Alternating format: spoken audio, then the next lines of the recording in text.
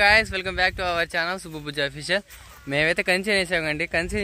కంచె వేసినప్పుడు పడి మొలిసిన అలసంద మొక్కలంట. ఏంటి అమ్మాయి ఏమంటారు వీటిని?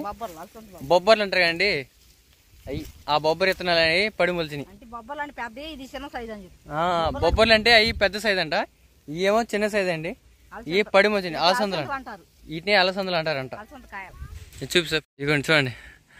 మా అమ్మ వాటిని విత్తనాల కోసం అని చెప్పి మళ్ళీ అన్ని కోసదు. ఇగోండి చూడండి ఇటు పక్క ఎన్ని ఉన్నాయో. అయితే వీటిని సమీకృత వ్యవసాయంలో చేస్తారండి. 2 మొక్కలు కలగలిపి పెంచవచ్చు. ఈ కందిశాలలోనే ఈ విత్తనాలు కూడా నాటామంటే 2 కలిసి పెరుగుతాయంట. కానీ మొత్తం మెండుకు నాటకూడదు. అక్కడొకడొక్కడ పలసంగా నేడితే అప్పుడు మీకు క్రాప్ అనేది బాగా వచ్చిందంట.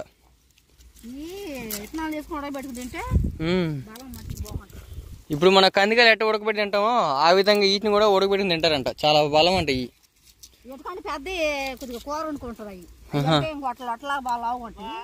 అన్నా నేను సోలు ఇంకా అటు పక్క చేయాలి. అయితే అండి మీకు ఇంకో విషయం చెప్పడం మర్చిపోయాను. ఏంటంటే మా కంచెను ప్రస్తుతానికి బాగానే ఉందనుకున్న టైంకి మళ్ళీ ఏం జరిగిందంటే పూతంతా రాలిపోయిందండి. బయట పట్టణం లోన్ పట్టణం అన్నట్టు బయట చెట్లు ఏమన్నీ బాగున్నాయి. లోన్ కూడా చూస్తున్నాము మొత్తం సగం పూత రాలిపోయి సగం పురుగు పట్టి అసలు పూత లేకుండా పోయిందండి.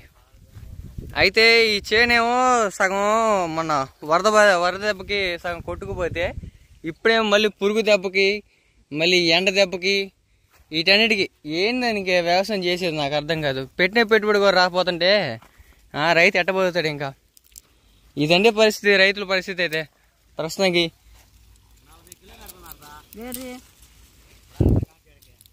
ఇగో ఇగో చూడండి మా అమ్మకైతే వడికేసింది. 2 చెట్లు అంటే 2 తీగ పందిరి.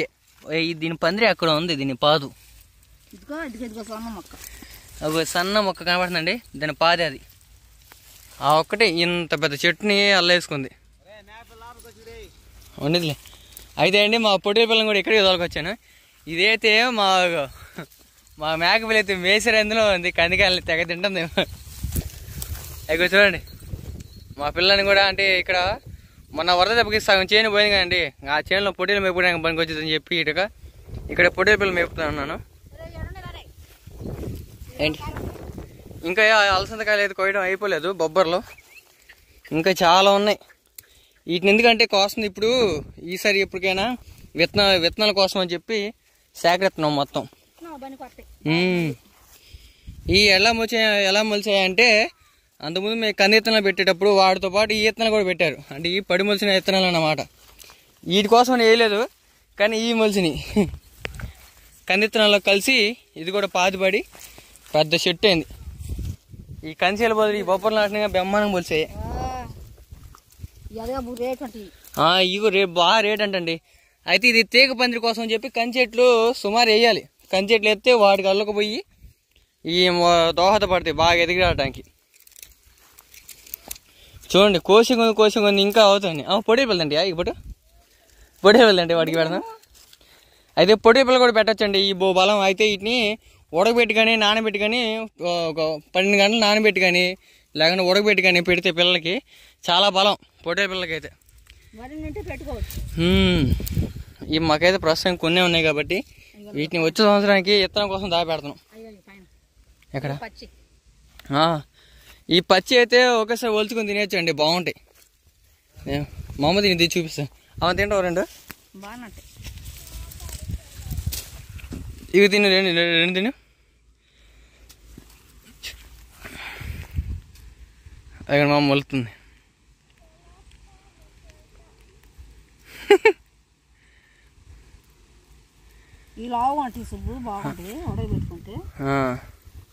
తింటుండే కూడా బాగా చూసుకుంటాయి. ఈ కూరలు వేసుకుంటారు ఎక్కువ శాతం. ఇవ్వండి తిను. కూరలో టమాటాలు వేసి వండుకుంటే అంటే ఇప్పుడు టమాటా కూర పొద్దున్న చేసింది కదా, ఆ విధంగా వీటిని కూడా పచ్చెనపప్పు బదులు వీటిని కూడా వేసుకోవచ్చు అన్నమాట. అలాగే వేసుకుంటే బాగుంది.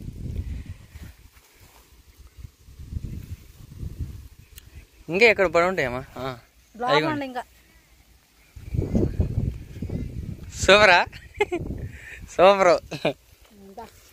అదండి సంగతి. అయితే మా అమ్మ వాళ్ళు ఎక్కడికి వెళ్ళొస్తున్నారంటే తండ్రి సన్నిధి కోటాలు ఉన్నాయి కదండి, అక్కడికి వెళ్ళి అటు నుంచి ఇటు వచ్చారు. ఎందుకంటే చేను చూద్దాము అంటే మా పక్క చేను వాళ్ళు ఏం చెప్పారంటే చేను కొంచెం వాటికి బాగానే ఉంది, ఇప్పుడు మళ్ళీ కొత్త పూత వస్తుంది, దానికి మందు కొడితే మీ పెట్టుబడి పెట్టిన వాటికైనా వస్తాయి, మేము నష్టపోకుండా ఆయన చెబితే ఏదో ఆశతోటి మళ్ళీ వచ్చాము ఈ చేను చూడటానికి.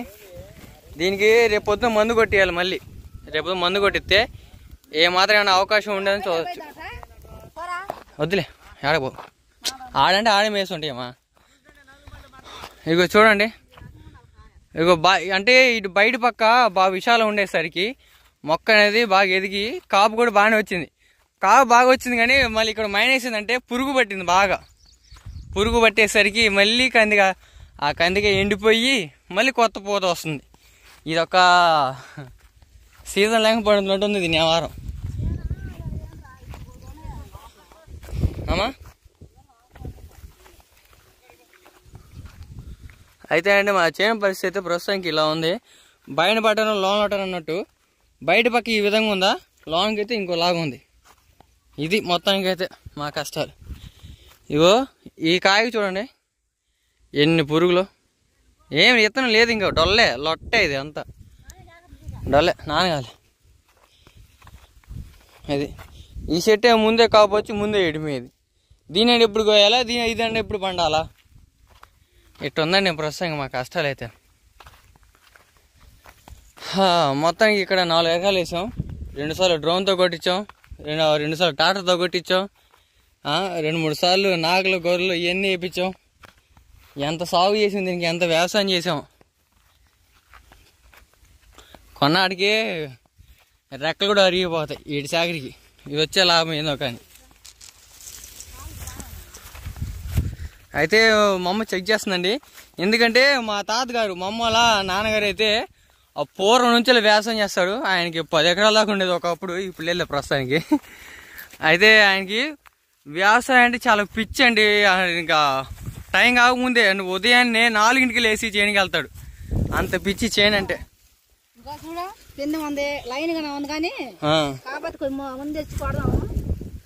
అయితే అండి ఇప్పుడు అనుకున్న విషయం ఏంటంటే రేపు మందు కొట్టేయాలని.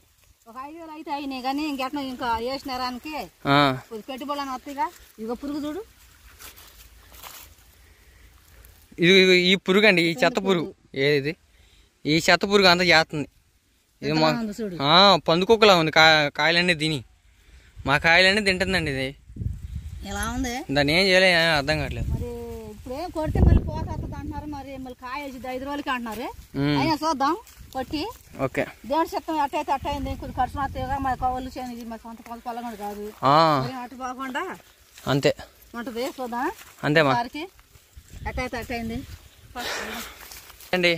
ఈసారి అయితే దేవుడు భారం వేసి మళ్ళీ ఇంకోసారి దీనికి పెట్టుబడి పెట్టబోతున్నాం. ఇది లాస్ట్ టైం ఫైనల్ పెట్టుబడి అండి. ఈసారి పెట్టుబడిలో నెగ్గటం కానీ ఇంకోటి ఏమంటారే మునగటం కానీ తేలటం కానీ జరిగింది ఈసారి అయితే.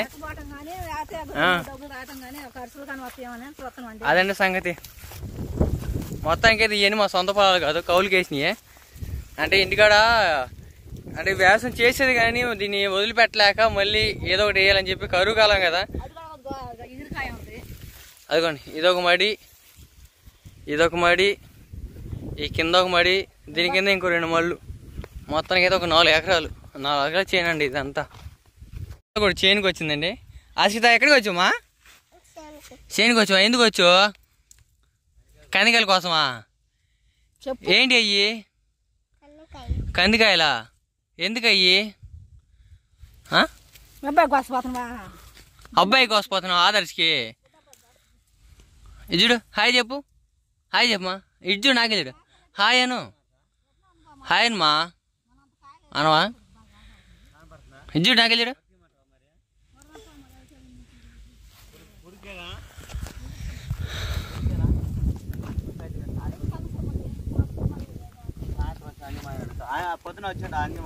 వచ్చానన్నా. వచ్చి ఏమన్నాడంటే, అయ్యా ఇప్పుడు కొట్టియండి, ఇంకా చాలాసార్లు కొట్టించారు కదా, ఈ లాస్ట్ సారి కొట్టియండి, మీకు ఇప్పుడు పూత వస్తుంది, ఆ పూత నిలబడిద్ది, కాయ కూడా తొందరగా వచ్చింది, ఏమో కొంచెం లాభం ఉండిద్ది మీకు, చేసి ఇంకో 2 నెలల కష్టం ఏదో ఒకటి ఉండిద్ది అని చెప్పాడు ఆయన. అందుకని చెప్పి రేపు పొద్దున కొట్టిద్దని చెప్పి నీకు ఫోన్ చేశాను.